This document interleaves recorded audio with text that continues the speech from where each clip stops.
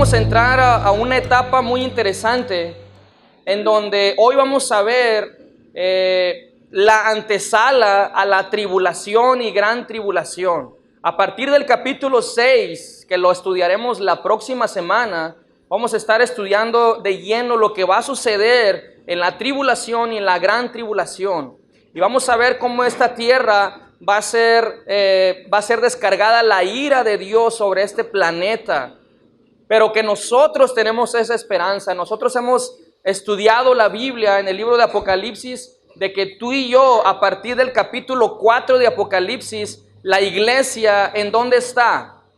¿Está en dónde? En el cielo. Entonces eso es lo que estamos estudiando. Y hoy vamos a ver el capítulo 5, un capítulo muy interesante, muy importantísimo para nosotros. Vamos a ver varias situaciones. Vamos a hablar acerca del rollo. Vamos a ver qué rollo con ese rollo. Vamos a ver el león y vamos a ver el cordero.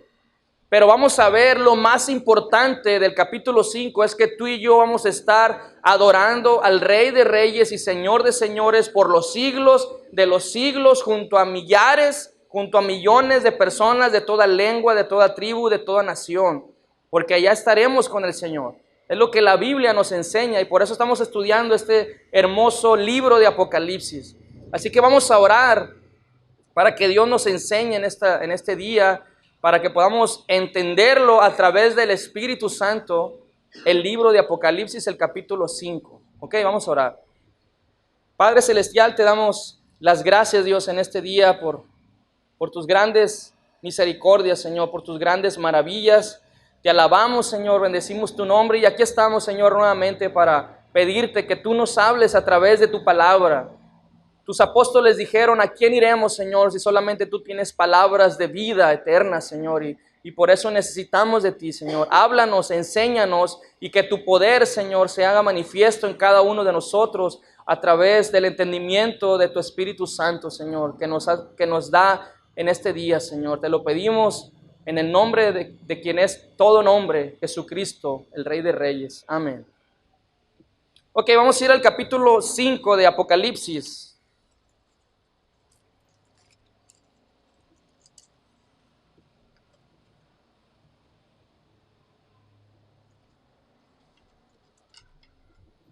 Apocalipsis capítulo 5, verso 1. Vamos a leer hasta el verso 4 primeramente. ¿Ok? Dice: y vi en la mano derecha del que estaba sentado en el trono un libro escrito por dentro y por fuera, sellado con 7 sellos. Y vi a un ángel fuerte que pregonaba a gran voz: ¿quién es digno de abrir el libro y desatar sus sellos? Y ninguno en el cielo, ni en la tierra, ni debajo de la tierra podía abrir el libro, ni aún mirarlo. Y lloraba yo mucho, porque no se había hallado a ninguno digno de abrir el libro, ni de leerlo, ni de mirarlo. Ok.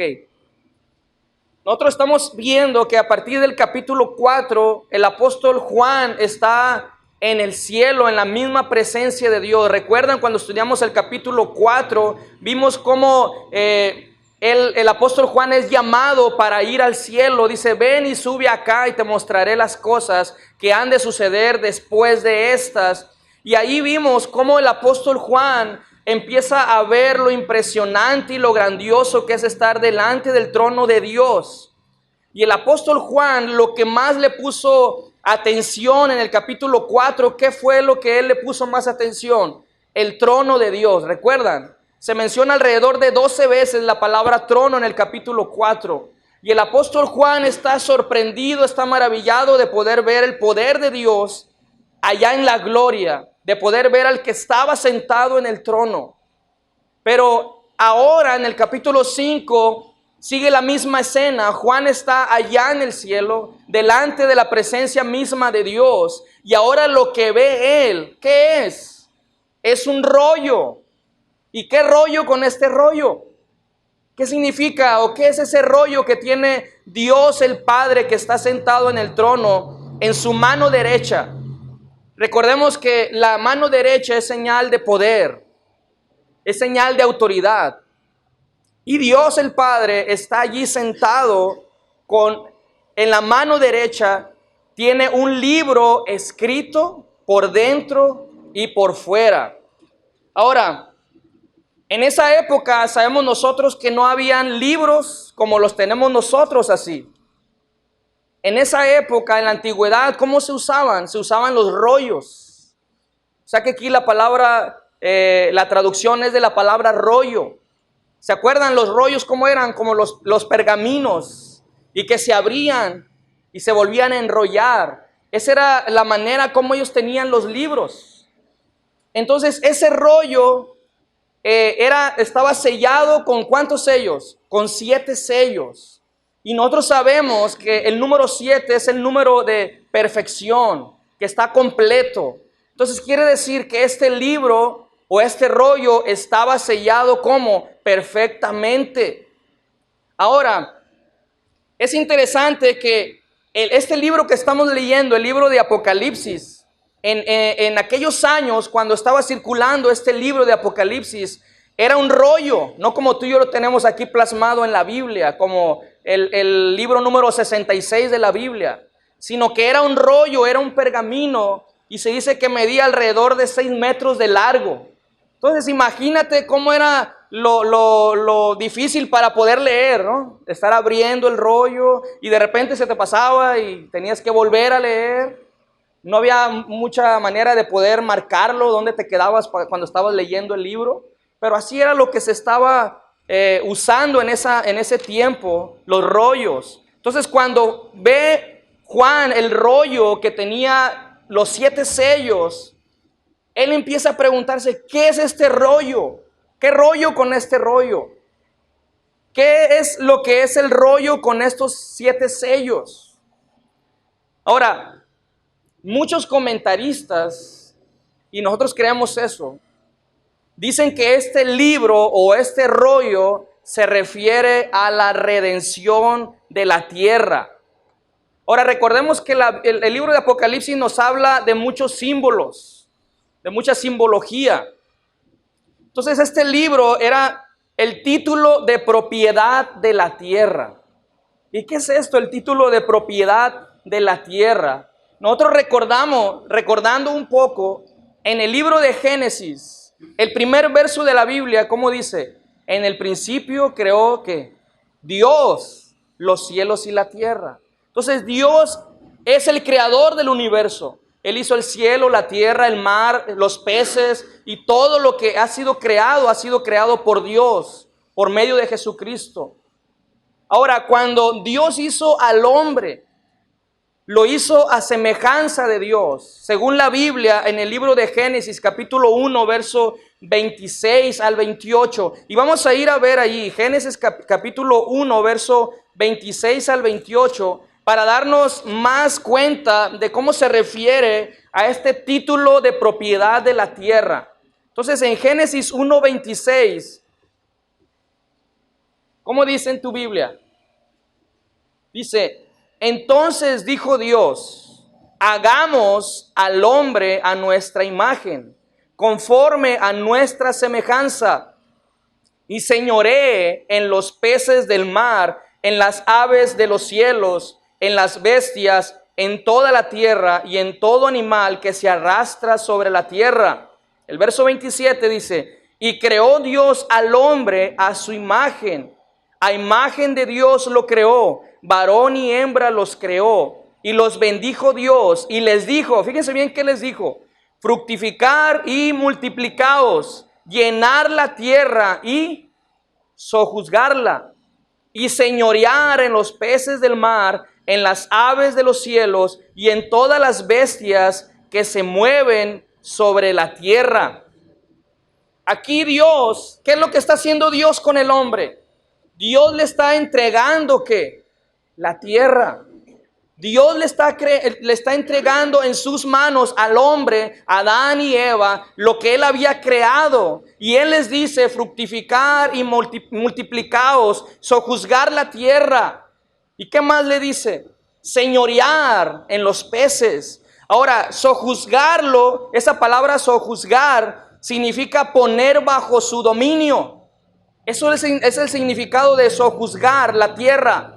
Quiere decir que el hombre, Adán y Eva, cuando ellos estaban en el huerto del Edén, Dios les estaba dando el dominio y el poder sobre la tierra para que ellos pudieran dominar y dirigir, como es la otra palabra que dice ahí, señorear. Esa palabra señorear significa dominar, dirigir o mandar. Entonces, en ese momento el hombre había recibido el título de la propiedad de la tierra. ¿Se entiende? Dios le estaba entregando una tierra al hombre, a Adán y Eva. Le estaba dando un gran regalo de parte de Dios, una gran herencia. ¿A cuántos de nosotros nos han dado una herencia? A mí ninguna. Solamente tengo la herencia que Dios me ha dado, ¿no? La salvación. Pero ¿a cuántos de ustedes les han dado una herencia? Aquí Dios le está dando una gran herencia al mismo hombre. Ahora, ¿pero qué sucedió? ¿Qué sucedió después? Cuando llegó el engañador, el mentiroso, tú ya conoces toda la historia, ¿no? ¿Cómo llegó el diablo mentiroso a través de una serpiente y engañó a quién? A la mujer, y le dijo, con que Dios les ha dicho que no coman de este árbol. ¿Y qué empezó a decir? No es cierto, sino que Dios sabe que cuando ustedes coman del fruto de ese árbol, serán como Dios. Y a partir de ahí, cuando el hombre y la mujer desobedecieron a Dios, ¿qué sucedió? Automáticamente el hombre le entregó el título de la propiedad de la tierra ¿a quién? A Satanás. ¿Se entiende? Así sucedió. Entonces, desde hace alrededor de 6,000 años, este mundo, este planeta Tierra, ha estado dominado ¿por quién? Por Satanás, por el diablo. Aún el mismo apóstol Pablo en 2 de Corintios capítulo 4, vamos a ver cómo él lo llama al mismo diablo, en 2 de Corintios capítulo 4, verso 4.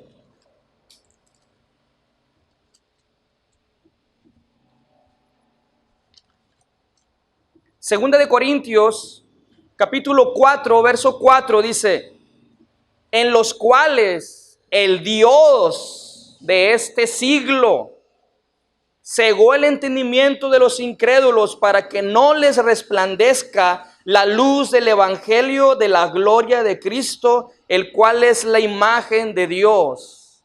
¿Sabías tú que el Dios de este mundo es Satanás? Él tiene el poder ahorita sobre esta tierra. También Jesucristo lo llamó el príncipe de este mundo. Vamos a ver en el Evangelio de Juan capítulo 12. Juan 12, 31.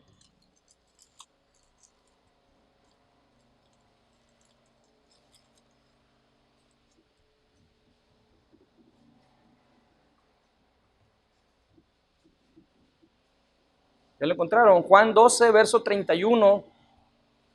Dice, ahora es el juicio de este mundo. Ahora, ¿el qué dice ahí? Jesucristo está hablando.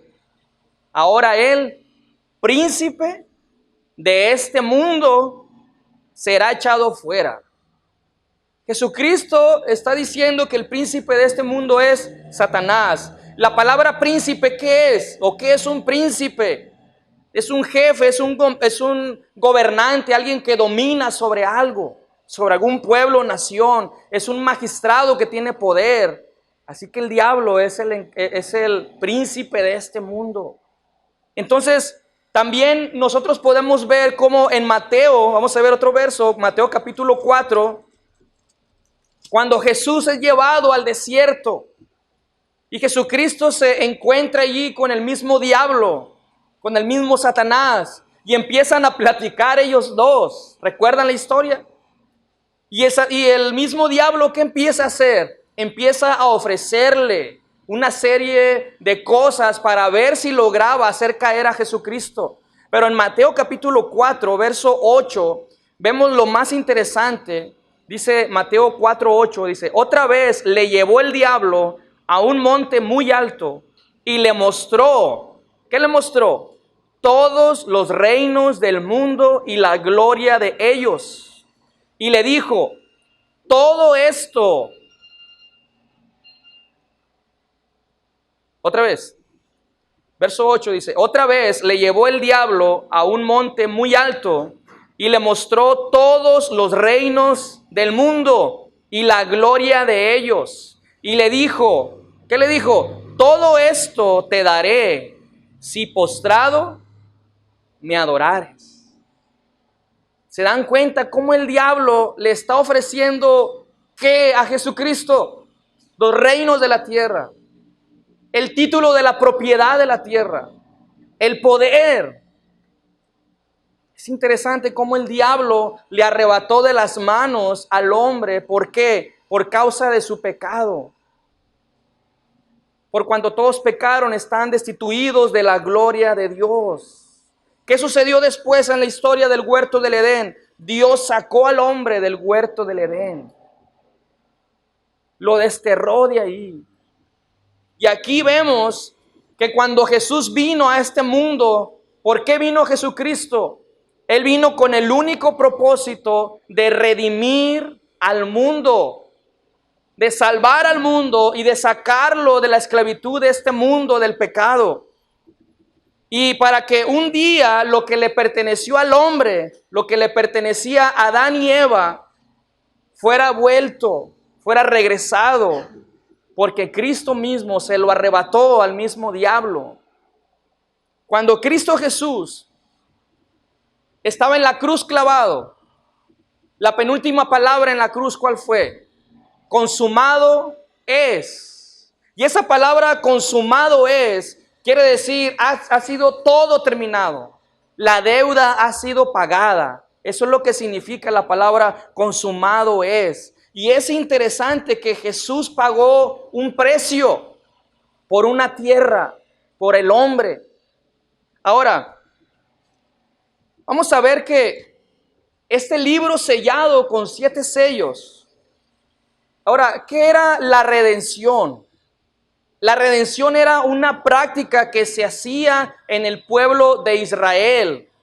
¿Y qué era esto? Cuando una persona, así como tú o como yo, no teníamos el suficiente dinero, como yo o como tú, para poder mantener a nuestra familia. Cuando no teníamos o cuando no se tenía el suficiente dinero para pagar una deuda, lo que tenía que hacer la persona, el padre de familia, él lo que hacía era vendía su propiedad, vendía sus terrenos, vendía sus propiedades para poder pagar la deuda que ellos tenían. Puede ser en el día de hoy una deuda ante Hacienda, una deuda con la Coppel, con el Telcel, qué sé yo. Pero eran deudas que cuando el hombre de familia no la podía pagar, él vendía sus propiedades.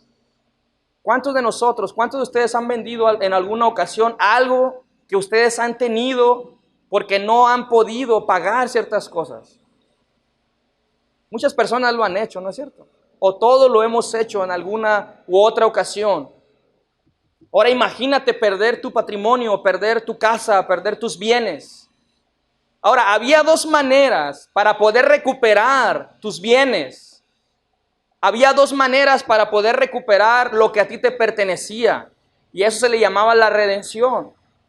La primera manera que ellos podían recuperar su propiedad era esperar un cierto tiempo. Porque había una ley de que ellos podían volver a pagar su deuda después de cierto tiempo y podían recuperar sus propiedades, su tierra, sus terrenos. Pero había otra manera, era buscar a un pariente o familiar cercano que tuviera la capacidad de poder pagar la deuda de su hermano o amigo o familiar. Era buscar un familiar cercano con solvencia económica para poder pagar la deuda. ¿Se dan cuenta? Entonces, este libro que estamos viendo en Apocalipsis, el rollo sellado con los 7 sellos, es el título de la propiedad de la tierra. Ahora, A este pariente o familiar se le llamaba redentor. Y a la persona que le estaban ayudando a pagar su deuda, ¿quién era? Era el redimido.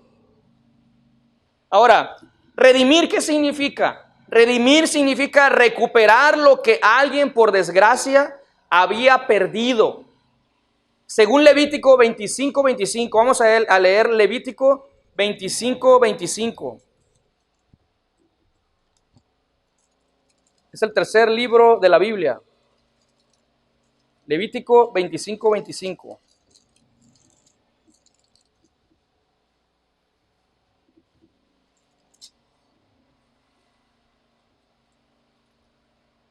¿Ya lo encontraron?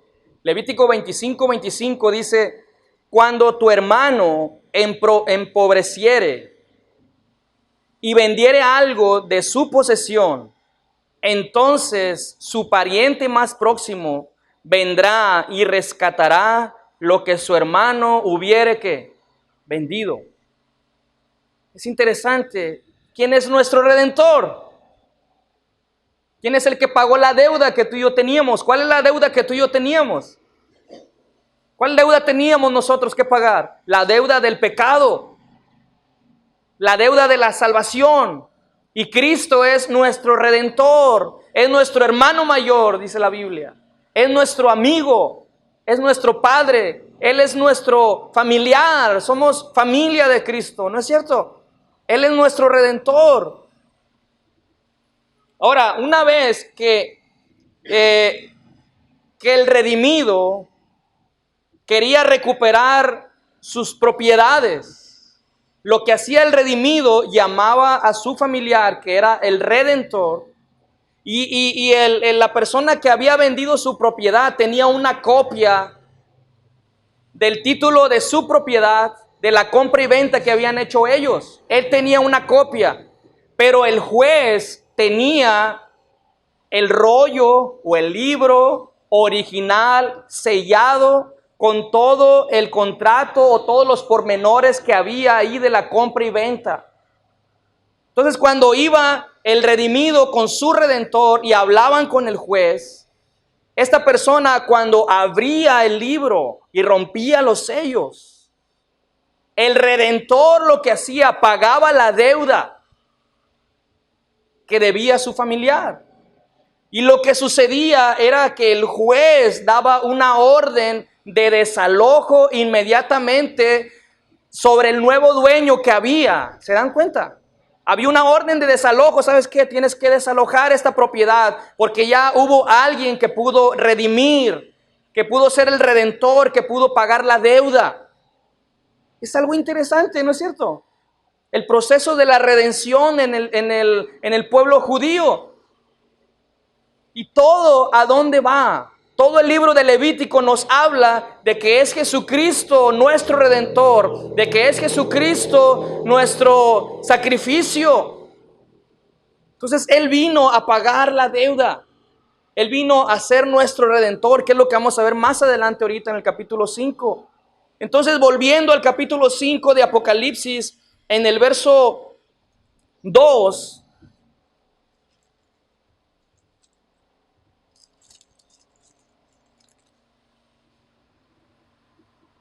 dice Apocalipsis 5:2, y vio a un ángel fuerte que pregonaba a gran voz: ¿quién es digno de abrir el libro y desatar sus sellos? ¿Se dan cuenta? Juan el apóstol está viendo al que está sentado en el trono, está viendo el título de la propiedad de la tierra en la mano derecha de Dios, y de repente empieza a ver a un ángel fuerte, poderoso, que según el libro de Daniel es muy probable que sea el arcángel Gabriel. Y nosotros sabemos que él está hablando fuertemente, está exaltando y está hablando fuertemente y diciendo esta gran pregunta: ¿quién es digno de abrir el libro y desatar sus sellos? La palabra digno ya lo vimos anteriormente. ¿Quién es merecedor de abrir ese libro? ¿Quién es el redentor que puede ayudar a abrir ese libro? Y el ángel empieza a gritar con voz fuerte, ¿quién es el digno? ¿Quién es digno de abrir el libro y desatar sus sellos? Y el verso 3, ¿qué sucedió? Y ninguno, ni en el cielo, ni en la tierra, ni debajo de la tierra, podía abrir el libro, ni aún mirarlo. ¿Se dan cuenta? Nada ni nadie en este mundo puede o tiene la autoridad para poder abrir el libro y sus sellos. Por muchas décadas, por muchos años, el hombre ha querido gobernar este mundo y ha querido hacer una raza perfecta, por ejemplo, como Hitler. Han querido, según ellos, redimir el mundo, pero ningún hombre, ni en el cielo, ni en la tierra, ni debajo de la tierra, puede hacer eso. Solamente ¿quién? Jesucristo, el único redentor. El redentor que tiene la única manera de poder pagar esa deuda tan grande del pecado en todo el universo. Es Jesucristo. Ahora, vamos a ver en el verso 4 cómo se sintió el apóstol Juan al escuchar al ángel fuerte, poderoso, gritar, ¿quién es digno de abrir el libro y desatar sus sellos? Y de escuchar Juan que ninguno, ni en el cielo, ni en la tierra, ni debajo de la tierra, es digno. ¿Qué sucedió en la vida de Juan? ¿Qué sucedió en el corazón de Juan? Dice el verso 4, lloraba yo mucho. ¿Se dan cuenta? Juan lloraba mucho porque no se había hallado a ninguno digno de abrir el libro, ni de leerlo, ni de mirarlo. ¿Por qué llora Juan? Lo que estamos hablando ahorita, la redención de la tierra, la redención del hombre. Y Juan empieza a llorar porque él empieza a pensar, el mundo va a seguir igual. El mundo va a seguir cada vez más y más y más con maldad. Eso le causó una tristeza grande en el corazón de Juan, que él lloraba mucho porque él estaba pensando que no había ninguno digno de abrir el libro y desatar sus sellos. ¿Por qué? Porque Juan amaba a las personas que estaban en el mundo. Porque Juan amaba a su prójimo. Porque Juan deseaba con todo su corazón que el hombre fuera redimido. Pero Juan aquí está viendo y diciendo, no hay ninguno ni en el cielo, ni en la tierra, ni debajo de la tierra. Y siente un dolor, una tristeza en su corazón, porque él está pensando que el mundo no puede ser redimido. ¿Cómo nos sentimos nosotros hoy en día al ver este mundo que se está desmoronando cada vez más y más a pedazos por el pecado, por la depravación sexual, por tanta y tanta maldad que está aumentando cada vez en este mundo? ¿Cómo te sientes tú?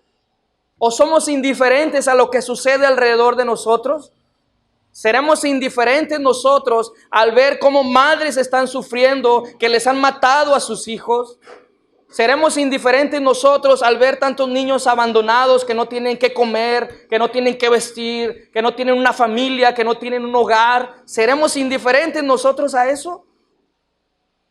Juan siente una tristeza en su corazón porque él está viendo que el mundo no podía ser redimido.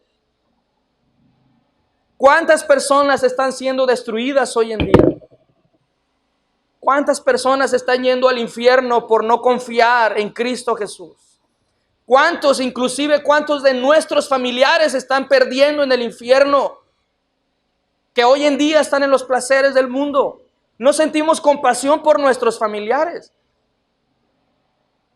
Tú sientes compasión por tus amigos, por tus familiares. ¿Cuántos quieren que sus familias se salven? Yo quiero que mi madre se salve, yo quiero que mis primos se salven, yo no quiero que ningún familiar se vaya al infierno, pero si ellos no lo aceptan a Cristo, desgraciadamente, tristemente van a ir al infierno. Y nosotros a veces sabemos que familiares de nosotros están tan perdidos y que no tienen la salvación de Cristo y se están yendo a la misma perdición, al infierno. ¿Qué sentimos nosotros en nuestro corazón? ¿Cuántas familias están destruidas hoy en día? ¿Por culpa de quién? ¿Cuántos jóvenes están destruidos hoy en día en las drogas, en el alcohol, en la prostitución, en el homosexualismo? ¿Cuántas personas? ¿Por qué? ¿Por qué sucede esto en este mundo? La respuesta está en Juan 10:10, que el ladrón no vino sino ¿para qué? Para hurtar, matar y destruir. El propósito del diablo, de Satanás, la serpiente antigua, cuando él le quitó el título de propiedad al hombre, fue para destruir al hombre. Pero él no se dio cuenta que cuando Cristo estaba en la cruz y él dijo consumado es, él estaba pagando la deuda, él estaba redimiendo a todo el mundo, a todo el planeta. ¿Tú has sido redimido por Cristo? Tú has ido a Jesús para que Él te ayude y para que Él pueda pagar tu deuda que tienes con Dios. Todos estamos en deuda con Dios, todos somos pecadores y todos necesitamos un redentor. Y el único que puede pagar el precio de nuestra vida, de nuestra salvación, es Jesucristo. Y aunque muchas personas digan, yo no doy ni un centavo por aquella persona, yo no doy ningún centavo por un drogadicto, por una prostituta, por un homosexual, Cristo Jesús pagó el precio por ellos también. Todos merecemos el infierno, pero Cristo Jesús, en su gracia, en su misericordia, nos redimió. Ahora vamos a ver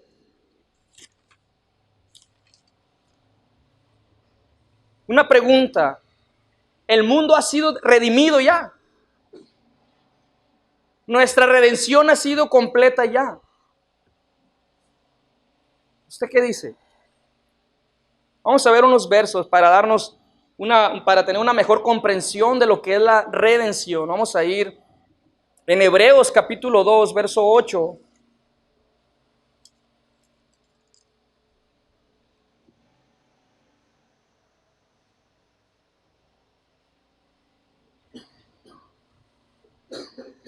Fíjense bien en el libro de Hebreos capítulo 2, verso 8. Dice, todo lo sujetaste bajo sus pies, porque en cuanto le sujetó todas las cosas, nada dejó que no sea sujeto a él. Pero, fíjense bien, pero todavía no vemos que todas las cosas le sean sujetas. ¿Se dan cuenta? Vamos a ver otro verso en Efesios capítulo 1.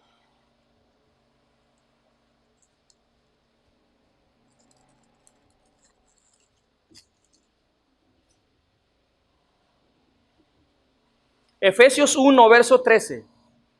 Dice, en él también vosotros, habiendo oído la palabra de verdad, el evangelio de vuestra salvación, y habiendo creído en él, fuisteis ¿qué? Sellados. Acuérdense de los sellos. Fuimos sellados. ¿Con qué? Con el Espíritu Santo de la promesa, que es las arras de nuestra herencia. ¿Hasta cuándo? Hasta la redención de la posesión adquirida para alabanza de su gloria. Otro verso, Romanos capítulo 8.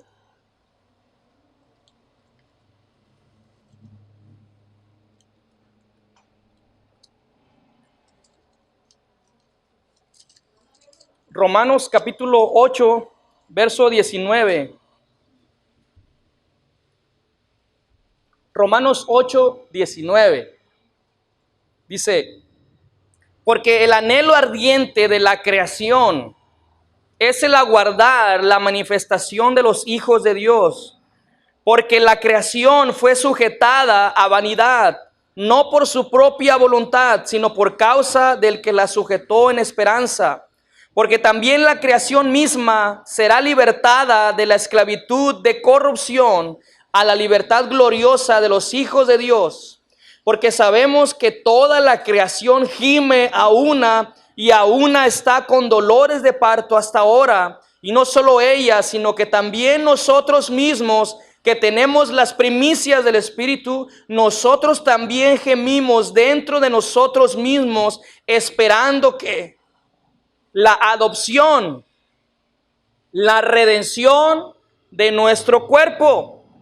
Porque en esperanza fuimos salvos, pero la esperanza que se ve no es esperanza, porque lo que alguno ve, ¿a qué esperarlo? ¿Se dan cuenta qué es lo que estamos esperando nosotros? Que venga nuestro Redentor y nos lleve ¿a dónde? A su mansión. Pero Él ya pagó el precio, ¿no es cierto? Él ya pagó el precio. ¿Qué es lo que sigue? El diablo tiene que desalojar este planeta. Y ese día es el que estamos esperando, en el cual Cristo vendrá con gloria y con poder y atará al mismo diablo y sus demonios por 1000 años. Y nosotros reinaremos sobre la tierra por 1000 años. Eso lo vamos a estudiar en Apocalipsis capítulo 20. Pero estamos esperando la redención. ¿Se dan cuenta? Lo que leímos ahorita en Efesios, hemos sido sellados ¿con qué? Con el Espíritu Santo. Cuando tú te arrepentiste, cuando tú naciste de nuevo, el Espíritu Santo entró dentro de ti y fuiste sellado con el Espíritu de la promesa, que son las arras del Espíritu. Y esa palabra arra significa como un sello de garantía de que pertenecemos a Dios. No somos de este mundo, no somos de este planeta. Y Cristo vendrá y se llevará a los sellados por el Espíritu Santo. Pero los que se queden aquí en esta tierra, en este planeta, van a ser sellados ¿por quién? Por el anticristo. Interesante los sellos. Seguimos en Apocalipsis, capítulo 5.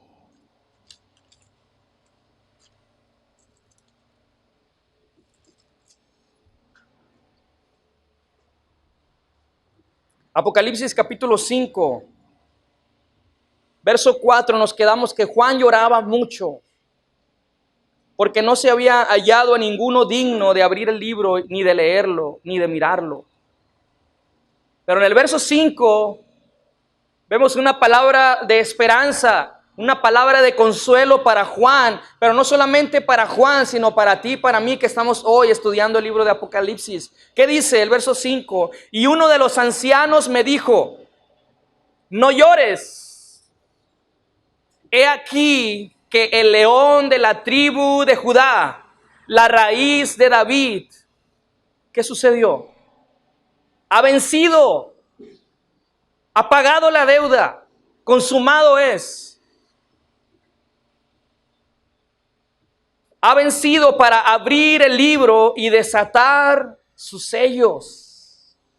¿Quién es el único digno? Jesucristo. El único redentor perfecto es Cristo Jesús.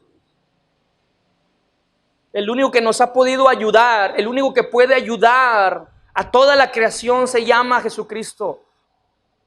Él es nuestro redentor.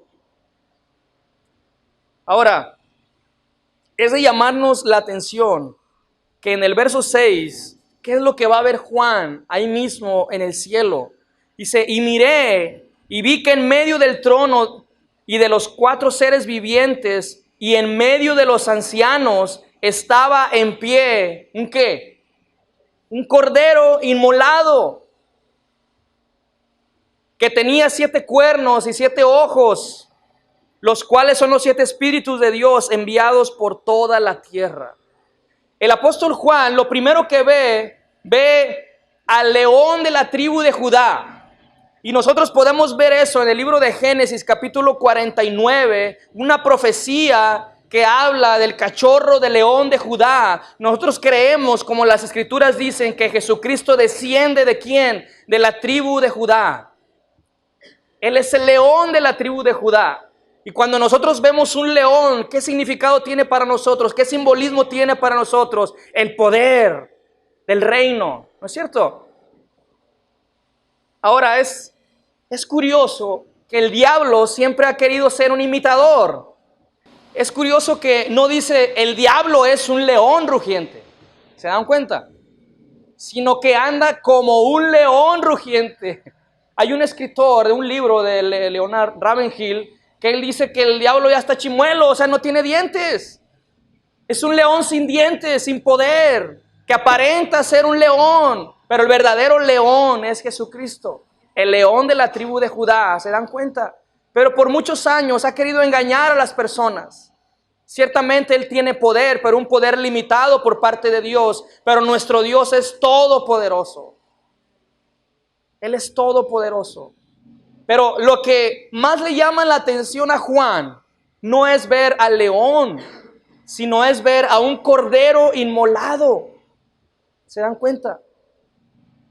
Allá en el cielo empieza a ver a un cordero inmolado. ¿Quién es ese cordero? Cuando Jesucristo se acerca al río Jordán, cuando Juan el Bautista está bautizando en agua en el río Jordán, y cuando Jesucristo se va acercando, ¿qué es lo que sale de la boca, de los labios de Juan el Bautista? He aquí el Cordero de Dios que quita el pecado del mundo. Pero la Biblia en Isaías 53 estaba profetizando muchísimos años antes de que iba a ser inmolado ese Cordero, que iba a ser traspasado, que iba a ser crucificado. ¿Y sabes qué significa la palabra inmolado? La palabra inmolado es algo masacrado, es algo mutilado, es algo violentamente herido. ¿Sabías tú que Cristo fue masacrado, mutilado, herido, gravemente herido? Y Juan lo que ve allá en el cielo, ve al Cordero inmolado. ¿Por qué? ¿Recuerdan cuando estudiamos la resurrección de Cristo? ¿Recuerdan que Tomás no estuvo el primer día de la semana cuando Cristo resucitó? ¿Cómo se apareció Jesucristo a sus discípulos? Traía las marcas en sus manos y en su costado. Traía las marcas de su sacrificio. Y Juan ahora está en el cielo representando a la iglesia que ha sido raptada, que ha sido levantada para no pasar por la tribulación ni gran tribulación. Y lo que él le llama la atención es ver a ese cordero sacrificado, inmolado, masacrado. ¿Qué quiere decir? Que el sacrificio expiatorio de Cristo todavía es vigente para el día de hoy. Todavía es suficiente para el día de hoy, para poder redimir de los pecados a cualquiera que se arrepienta. Yo no sé cuál irá a ser nuestra manera de sentir cuando veamos a ese cordero inmolado. Cuando presenciemos lo que realmente a él le pasó con nuestros ojos. Hemos visto películas, representaciones. Muchos ponen a un Jesús guapo, ojos verdes, ojos azules, pelo muy bonito. Pero la Biblia dice en Isaías que no le veremos con un parecer de hermosura, no será hermoso para nosotros. Pero veremos a Cristo, al que traspasaron, para que nosotros sepamos lo que Él hizo realmente por nosotros. Nosotros creemos por la fe que Él murió, pero en aquel día veremos a Cristo glorificado, resucitado. Vamos a ver en Zacarías un verso, Zacarías capítulo 13. Es el penúltimo libro del Antiguo Testamento. Está atrás de Malaquías. Zacarías 13, verso 6.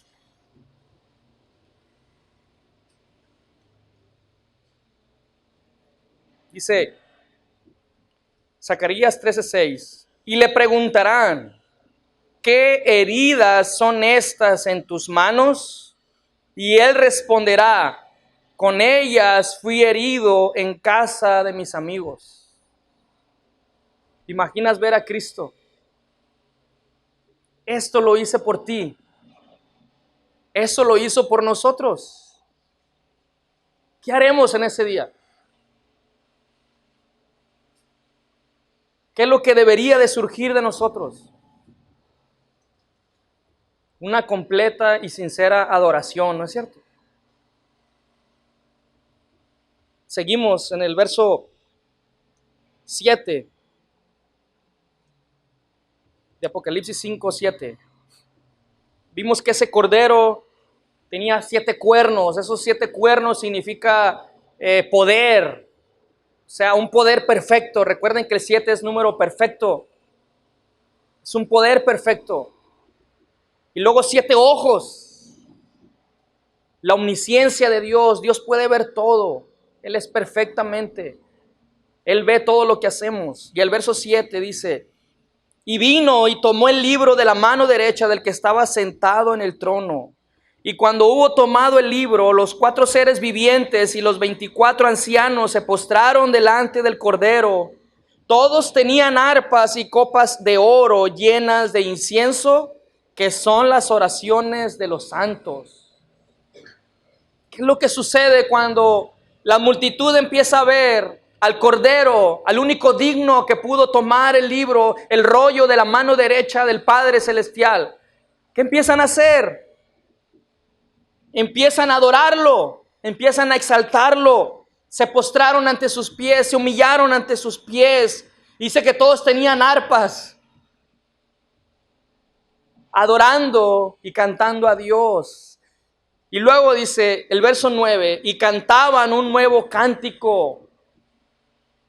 ¿Quiénes son los que cantan este nuevo cántico? Los redimidos por la sangre de Cristo. La iglesia que ha sido raptada, que ha sido levantada, que ha sido sacada de este mundo para no sufrir la ira de Dios que viene sobre este planeta Tierra.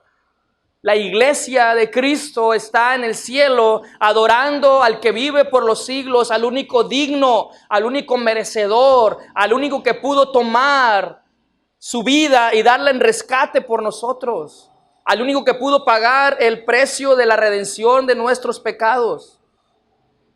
Ahora es lo interesante que vemos en el verso 8, dice que tenían arpas y copas de oro llenas de incienso, que son las oraciones de los santos. Nosotros cuando vemos y estudiamos en el Antiguo Testamento el tabernáculo donde Dios descendía, el poder de Dios descendía y donde ofrecían los sacrificios para Dios, había el altar del incienso. Y nosotros debemos reconocer que todo lo que había y sucedía dentro del tabernáculo era una representación ¿de quién? De Cristo. Pero también el incienso representa las oraciones de nosotros. ¿Sabes qué? Dios ha escuchado tus oraciones. Dios ha escuchado tu clamor.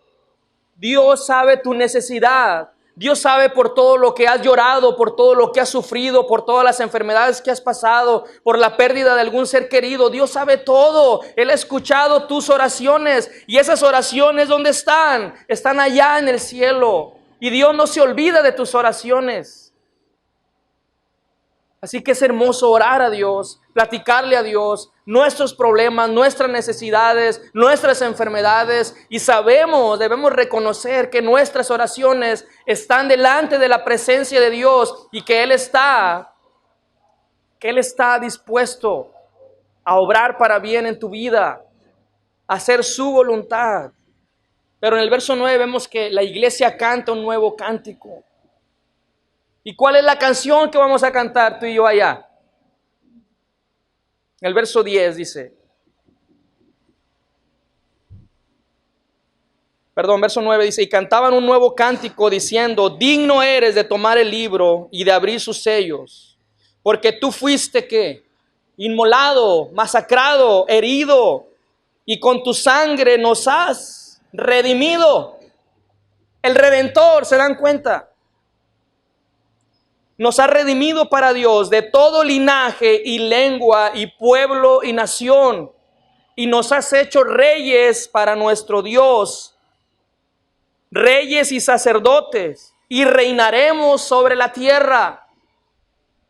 Y miré y oí la voz de muchos ángeles alrededor del trono, y de los seres vivientes y de los ancianos, y su número era ¿cuántos? Millones, de toda lengua, de toda tribu, de todo linaje, de todo pueblo, de toda nación. Cantaremos al Señor. Nos has redimido y nos has hecho reyes y sacerdotes. Él fue el Cordero inmolado, la canción que cantaremos para agradecerle a Dios que Él ha pagado el precio para redimirnos. Millones de personas. La Biblia dice, Jesucristo dijo en Juan 3:16, porque de tal manera amó Dios al mundo, a toda la humanidad, para que todo aquel que en Él crea no se pierda, mas tenga la vida eterna. Porque Dios no envió al mundo a condenar al mundo, sino para que el mundo fuese que salvo por Él. Es por su gracia que Él quiere salvar a toda la humanidad, pero es todos aquellos que se arrepientan de todo corazón. Vamos a terminar, el verso 11 dice: y miré y oí la voz de muchos ángeles alrededor del trono, y de los seres vivientes y de los ancianos, y su número era millones de millones. El verso 12 dice: y que decían a gran voz: el Cordero que fue inmolado es digno de tomar el poder, las riquezas, la sabiduría, la fortaleza, la honra, la gloria y la alabanza, y a todo lo creado que está en el cielo y sobre la tierra y debajo de la tierra y en el mar, y a todas las cosas que en ellos hay. Oí decir al que está sentado en el trono y al Cordero, sea que alabanza, honra, la gloria y el poder por los siglos de los siglos. Y los 4 seres vivientes decían: amén. Y los 24 ancianos se postraron sobre sus rostros y adoraron ¿a quién? Al que vive por los siglos de los siglos. Cristo vive. Viene a mi mente las palabras de Job. Job el justo. Que el siervo Job, aun cuando él había sufrido tanto, cuando él había perdido todos sus bienes, todas sus posesiones, nada más se quedó con su esposa. Cuando él había perdido todo, ¿qué palabras salieron de los labios de Job? Él dijo: yo sé que mi Redentor vive, y aún del polvo Él me levantará. Job estaba confiando que su Redentor estaba vivo, que no estaba muerto. Porque vimos el significado de la redención. Sería muy triste que nuestro familiar cercano, nuestro Redentor, hubiera muerto pero no hubiera resucitado. Pero hoy está vivo Jesucristo. Es un Redentor vivo que vino a rescatarnos.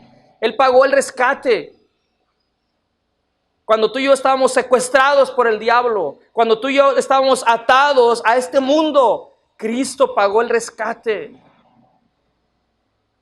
Romanos 6:23 dice: la paga del pecado es muerte, mas la dádiva de Dios es vida eterna en Cristo Jesús nuestro Señor.